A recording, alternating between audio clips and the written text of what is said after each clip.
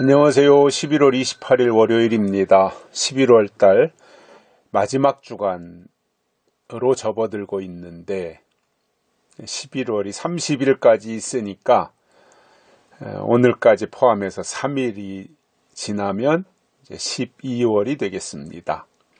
이제 마지막 주간 월화수 잘 마무리하면서 또 우리의 모든 부족한 부분들이 하나님께로부터 보충되고 채워지는 특별하고 의미 있는 시간을 보내시길 바랍니다. 오늘은 사도행전 2장 41절과 42절입니다. 그 말을 받는 사람들은 세례를 받음에 이날에 제자의 수가 3,000이나 더하더라. 저희가 사도의 가르침을 받아 서로 교제하며 떡을 떼며 기도하기를 전혀 힘쓰니라. 아멘.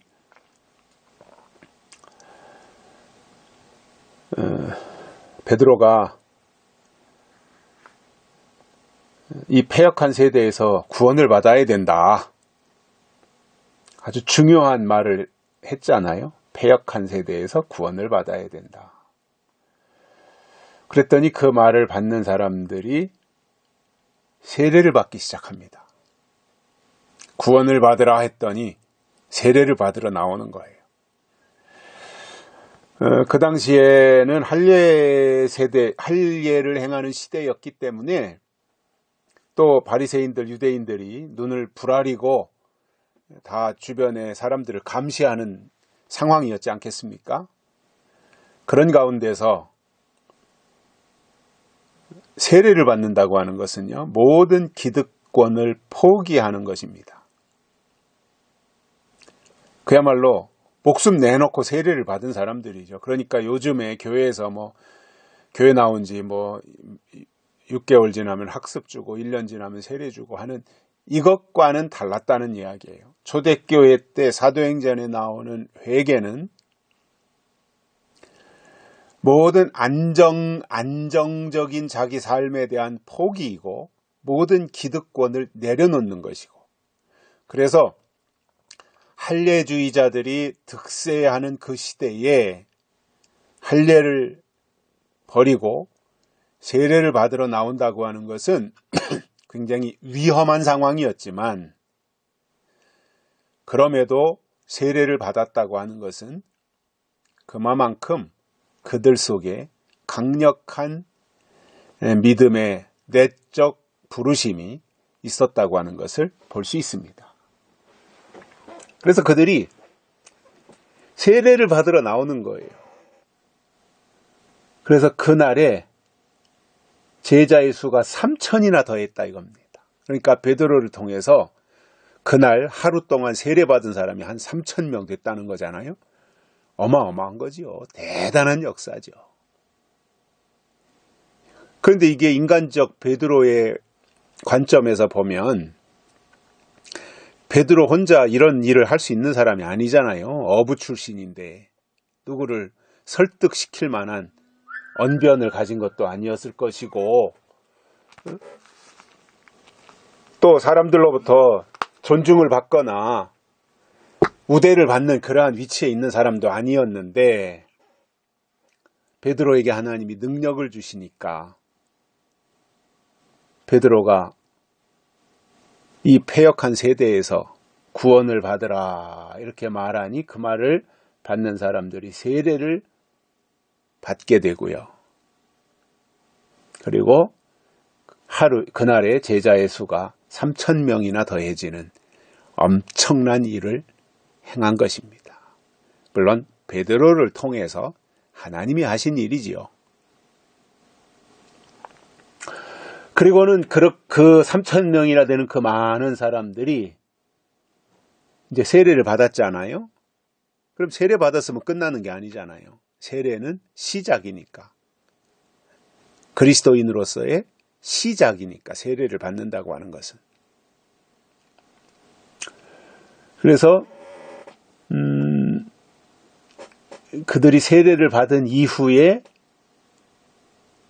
한 일이 뭐냐면 42절에 보면 사도의 가르침을 받았다 이렇게 말합니다. 세례를 받고 끝난 것이 아니라 세례를 받은 자들이 사도들에게로 가서 사도들로부터 가르침, 즉 말씀을 받은 겁니다. 하나님의 말씀을 들은 겁니다. 그래서 하나님의 말씀을 듣게 되는 거예요. 그러니까 세례를 통해서 완전히 방향전환을 한 거고요. 할례에서 세례로 방향전환을 한 것이고, 방향전환을 한 사람들이 그동안에는 할례를 받을 때는 율법적 영향을 받았겠지만 이제 세례를 받았으니 하나님의 그리스도의 영향을 받아야 되잖아요. 그래서 사도들을 통해서 말씀의 가르침을 받았습니다. 뿐만 아니라 거기에 모인 사람들과 함께 서로 교제했습니다. 교제. 성도의 교제가 중요한 거잖아요. 왜냐하면 우리가 지체들이니까 다 지체들이 함께 교제하는 것은 꼭 필요한 것입니다. 그래서 우리 기독교 신앙은 수도사들처럼 산속에 들어가서 혼자 있는 것을 말씀하시지 않습니다. 오히려 너희는 세상의 소금이라 그랬고 세상의 빛이라 그랬습니다. 세상 속으로 가서 세상 사람들과 만나면서 그들 속에서 빛과 소금의 역할을 하는 것을 하나님이 요구하고 계시다는 것입니다.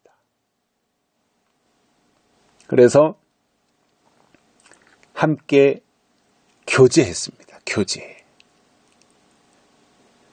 그러니까 내가 만난 하나님 얘기하고 또 저 사람이 만난 하나님 말할 때 듣고 내 처지와 형편을 말하고 간증하고 그러면서 서로 교제가 이루어졌고요.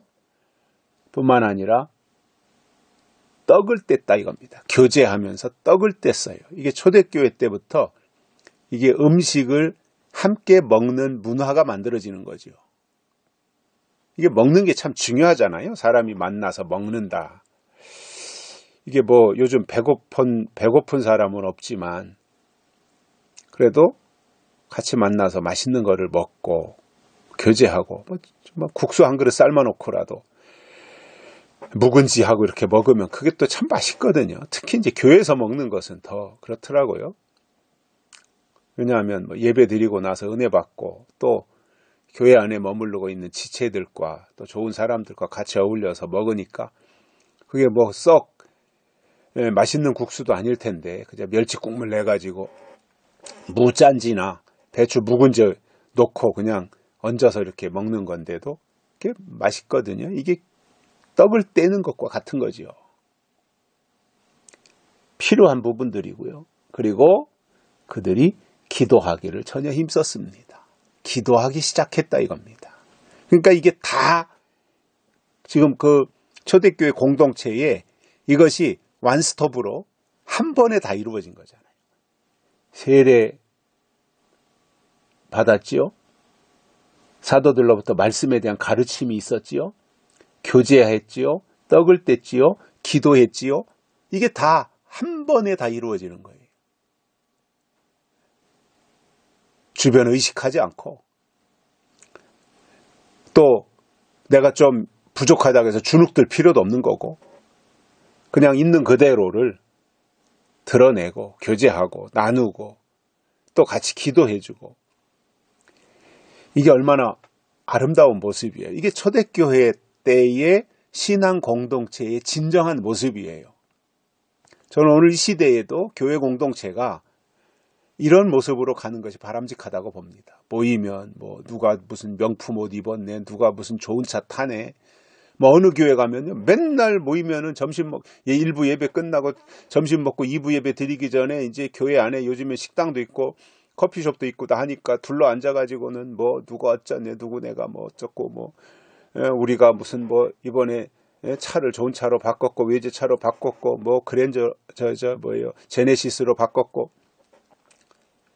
이게 다 자기 자랑하고 뭐 이러는 것이 요즘 사람들의 실태인데 그것이 아니라 진정한 의미로 초대교회 때에 일어났던 이 아름다운 교제, 아름다운 신앙의 교제, 다른 사람들의 어려움이나 아픔을 듣고 기도해주고 격려해주고, 오늘 같은 우리가 2022년도 살고 있는데 이 시점에서도 꼭 필요한 것이 그러한 위로와 격려와 이런 것들이 아닐까요?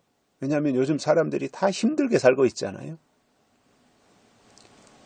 그리고 또 다 마음속에 아픔과 상처들을 품고 있지 않습니까? 그런 것들에 대해서 같이 나누면서 기도하고 도움을 주고, 또 내가 여건이 된다면 또 베풀어 주기도 하고, 이렇게 해서 같이 서로 스크럼을 짜고 하나님의 형상을 회복해 간다면 그것이 이상적인 교회의 모습이 아닐까 싶습니다. 누구 흉보고 손가락질하고 헐뜯고 이런 것이 아니라 위로하고 격려하고 힘을 실어주고 하는 이런 모습들 말이죠. 초대교회 때는 그게 됐고요. 그 선봉에 베드로가 있었던 것입니다. 물론 베드로도 자기 임의로 한 것이 아니라 하나님의 뜻대로 그 모든 일들을 행하면서 초대교회 부흥의 원동력이 됐던 것입니다. 여기까지 하겠습니다. 고맙습니다.